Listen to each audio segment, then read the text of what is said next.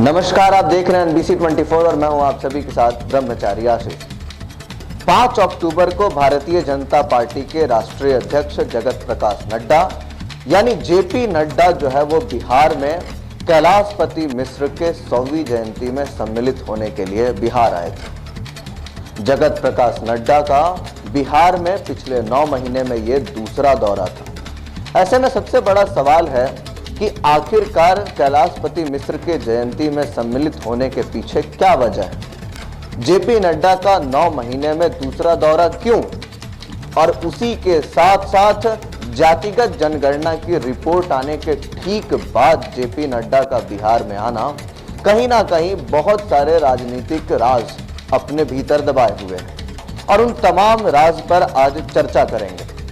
दरअसल कैलाशपति मिश्र वो व्यक्ति थे जिन्होंने 1980 में भारतीय जनता पार्टी की स्थापना होने से पहले भारतीय जनसंघ से ही संरक्षक थे बिहार में। भीष्म पितामह कहा जाता है कैलाशपति मिश्र को बिहार में भाजपा को। अब ऐसे में इतने पुराने नेता को श्रद्धांजलि देने के लिए अगर कोई व्यक्ति आ रहा है तो ये लाजमी है कि कोई भी बड़ा व्यक्ति ही श्रद्धांजलि देने के लिए आएगा। हालांकि इसके पीछे भी कुछ ना कुछ राजनीतिक मामले जरूर हैं, लेकिन इससे पहले बात करते हैं कैलाशपति मिश्र की। 3 नवंबर 2012 को कैलाशपति मिश्र का देहांत हो गया और उनके उस निधन में भारतीय जनता पार्टी के 2012 में जब वो गुजरात के मुख्यमंत्री से प्रधानमंत्री के पद के उम्मीदवार थे नरेंद्र मोदी, उस समय नरेंद्र मोदी आकर के 3 नवंबर को कैलाशपति मिश्र को श्रद्धांजलि भी दिए थे। अब ऐसे में कैलाशपति मिश्र कैसी शख्सियत है बिहार के लिए या फिर कैसी शख्सियत है भाजपा के लिए, ये अपने आप में एक बड़ी बात होगी। लेकिन इससे पहले बात करेंगे कि आखिरकार 100वीं जयंती में शामिल होने आए जगत प्रकाश नड्डा ने और किन किन राजनीतिक दांव पेचों को कहीं ना कहीं साधने की कोशिश की। दरअसल भारतीय जनता पार्टी आज से नहीं, शुरू से ही 2014 से ही बिहार में एक्सपेरिमेंट कर रही है, क्योंकि भारतीय जनता पार्टी इस बात को अब तक नहीं समझ पाई है कि किस तरीके से उनका मुख्यमंत्री बिहार की सत्ता पर काबिज हो। अब तक भाजपा की सरकार बिहार में मिलीजुली सरकार तो आई है, लेकिन कहीं ना कहीं उनका मुख्यमंत्री कोई नहीं बन पाया है और इसीलिए वो लगातार एक्सपेरिमेंट्स कर रही है। और उसी एक्सपेरिमेंट को करने के दरमियान सम्राट चौधरी और तमाम नए नए नेताओं को भाजपा में प्रदेश में जगह दी जा रही है।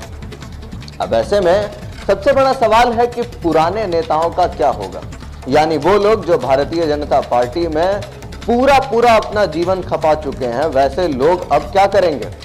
वैसे लोगों को साधने की कोशिश की गई है। जेपी नड्डा के इस बार के इस कार्यक्रम में सम्मिलित होने के पीछे सिर्फ यही मकसद है कि जिस तरीके से वो तमाम पुराने वोट बैंक जिसको अब भारतीय जनता पार्टी भुला चुकी है या भारतीय जनता पार्टी अब कहीं ना कहीं उसको नजरअंदाज कर रही थी, उसको साधने की कोशिश कर रही है।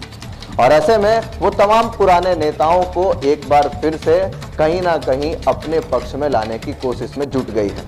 दरअसल जेपी नड्डा जब बिहार आते हैं तो उनका 11 जगह पर कहीं ना कहीं स्वागत की जाती है। अब 11 जगह पर स्वागत करने के क्या मायने हैं। तमाम पुराने सांसदों, विधायकों और वर्तमान के सांसदों, विधायकों, पार्षदों से कई मीटिंग, हाई लेवल मीटिंग होने के क्या मायने हैं।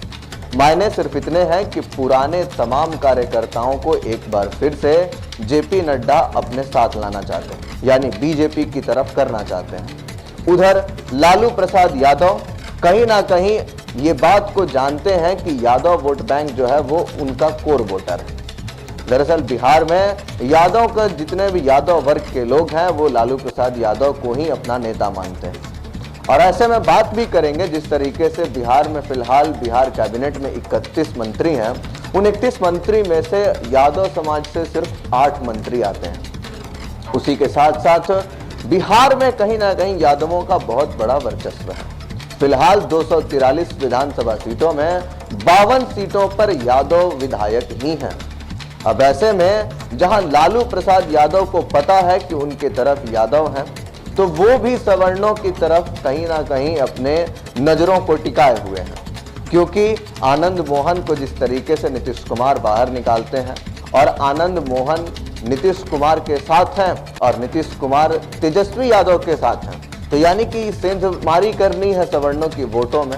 और इसी को लेकर के सवर्ण का वोट बैंक अब बहुत मायने रख रहा है। भारतीय जनता पार्टी ने चिराग पासवान, जितन राम मांझी, उसी के साथ साथ जो तमाम छोटे छोटे नेता हैं, छोटे छोटे दल हैं, उनको अपनी ओर तो सम्मिलित कर लिया है, उनकी जातियों को अपनी ओर कर लिया है। सम्राट चौधरी उपेंद्र कुशवाहा को बना करके और भी वोट बैंक में सेंधमारी करने की कोशिश जारी है।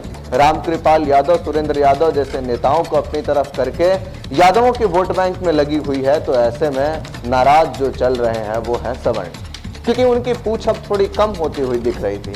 और उसी को लेकर के एक बार फिर से जगत प्रकाश नड्डा, जेपी नड्डा ने तमाम तैयारियां कर ली हैं। जिस तरीके से भले ही युवाओं को पार्टी में जगह दी जा रही है, लेकिन जो तमाम कार्यकर्ता जिनके बलबूते पर पार्टी यहां तक पहुंची है, उनको भुला करके राजनीति कर पाना कम से कम बिहार में तो असंभव सा ही प्रतीत होता है।